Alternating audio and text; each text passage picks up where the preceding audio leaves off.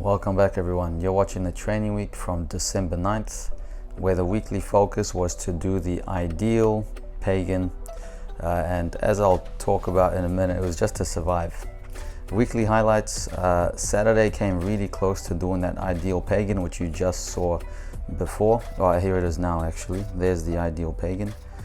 I started tumbling backwards on the air track, did some double backs and double back layouts even, and did the first Maggia Servato post-operation, which is a funny thing because I've been doing pagans and Colemans for a few weeks now, unsuccessfully as you can tell, but Maggia Servato came a lot after that. You'd think something like a Maggia Servato would come much earlier, but not in Misha's case, because pommel, yeah, we suck at pommel, fam. I suck at pommel, but training it.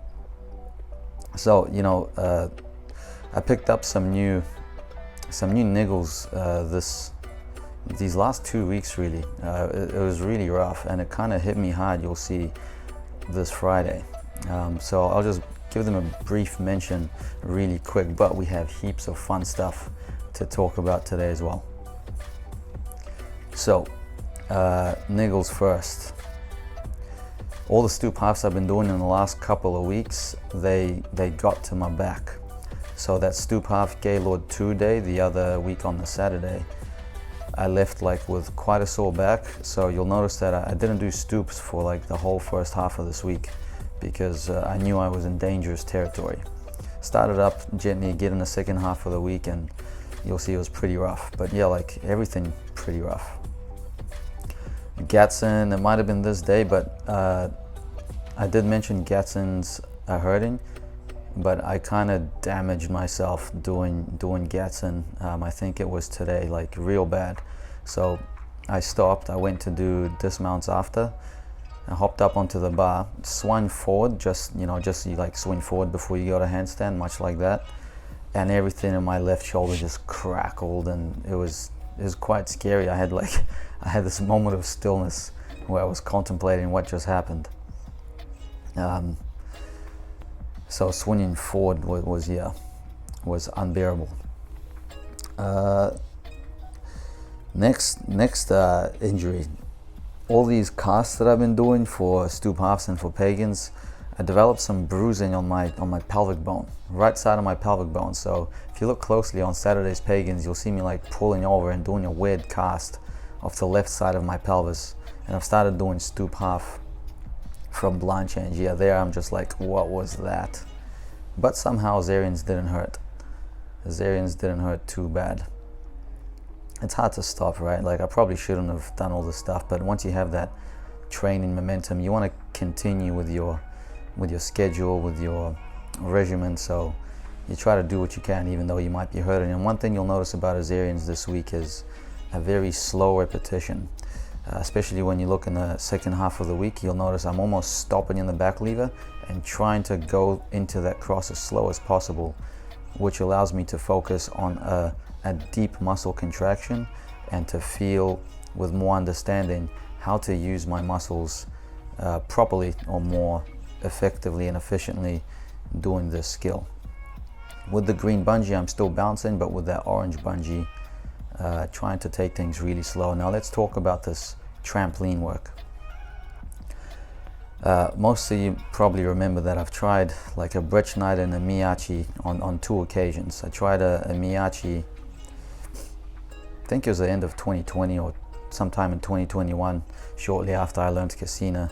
And I tried a Brett Schneider at the Liverpool World's Training Camp in Essex over the pit.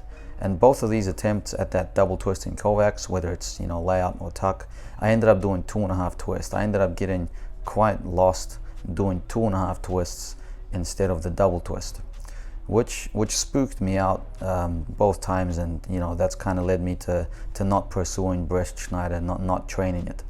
But out of nowhere, I had this idea. Instead of thinking about Brett Schneider as a quick 1.5 twist and then last half much like a Coleman, what if I took a step back and treated it as just a double-double over the bar? For example, on rings, when I do double-double for my dismount, or when I did double-double because I'm not doing it these days, I never got lost in a double-double off rings. I never got lost in a double-out, double twist from high bar. So what I was doing on tramp, that minute ago, I was trying to get a double twist in my second flip, but just to feel the double twist all in one movement rather than splitting up like a 1.5 half or a full. Thinking about the Brett Schneider like that. So maybe sometime soon I'll try to just throw a double-double over the bar pretty much and work my way backwards from there about how to properly reach for the bar and bring things a bit closer. So it could be a fun project. Now, speaking of projects, for the last couple of weeks I've been meaning to talk about some high bar goals and dreams that I have. As you see me sending a couple of Yuchenkos on the vault there, as promised, right? Starting a bit of vault. But these days, if I'm excited, if my spirit is pulling me in one direction, that direction is high bar. So there's 3 things that I want to pursue on high bar before I have to start preparing, formal routines and sequences and things like that. Right now I have some time to play.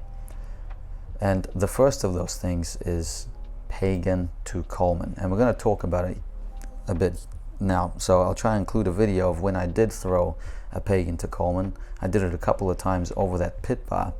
Nowhere near catching, but nevertheless I connected it.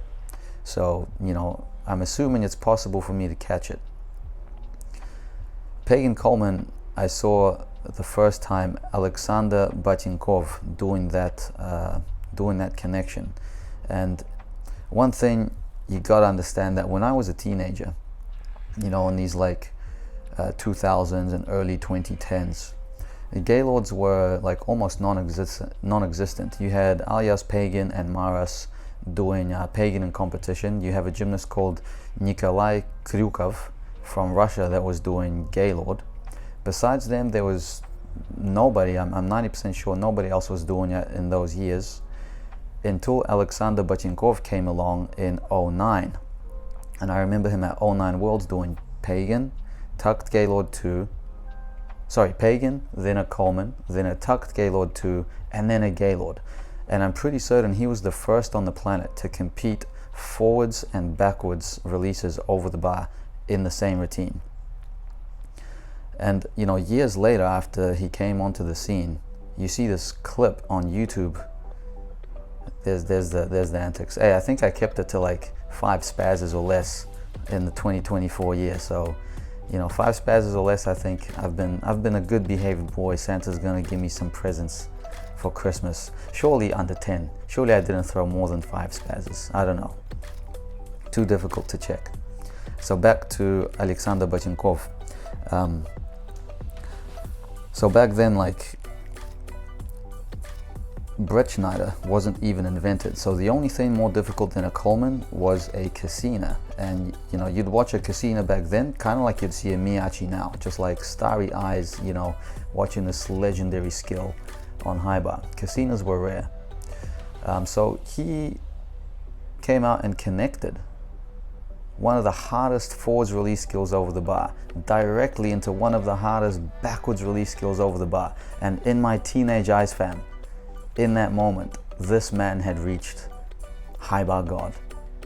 He had exceeded what was known to be possible and reached the pinnacle of high bar, whatever that was. I just remember, wow, God status.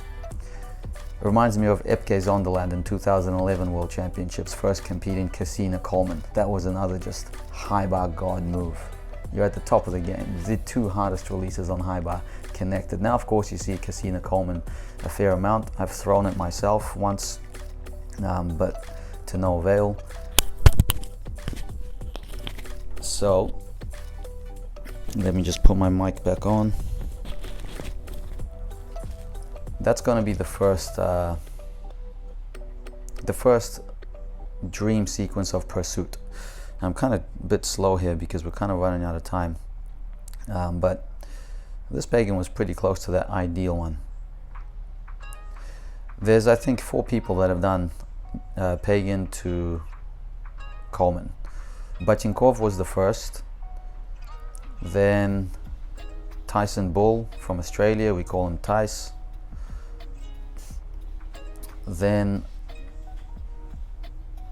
Takaaki Sugino from Japan did it, and Joe Fraser also did it. And I don't know exactly the order, who came first, etc. But those 4 guys I know absolutely have caught it. You know, you can find it on their social medias. There may be more. So if I get that legendary connection, after that I'm going to pursue Maris once again. I've caught 2 Marises, you know, both were messy, and I want to see if I can do it cleaner. If I get the Maris, we're moving on to the third and final thing, which is the Kudinov 2. Again, I'll include a clip when I had the bar in both of my hands, so I know it's possible to catch. The layout, full twist in Gaylord. And you know, it's not like I'm going to try to get it named after me and compete it. You know, but just to catch it in training would already be amazing. You're about to see some floor here, which reminds me, I busted my knee doing that double twist at the end of this week.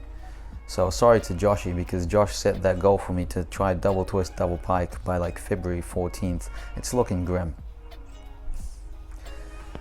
But yeah, so Kudinov 2, all out full twist in Gaylord. I mean, I wouldn't pass myself. I've made some questionable high bar routine choices, you know, trying to compete a Maris before I've even caught one. So I wouldn't put it past myself to just send a Gaylord 2, Kudinov 2 in a competition. And that's kind of where my spirit is taking me right now. I'm going to take some time off of P-bar because this shoulder definitely suffered after that Gatson. And you know, we have a break right now, the Christmas holidays coming up, so I'm going to take it a bit easier, just focus a bit more on high bar, and start chipping away at these dream skills and connections before I have to get into some formal routine training. So thanks for watching, all the best till next time, and appreciate all the support of our patrons, which are helping me fundraise towards the World Championships next year.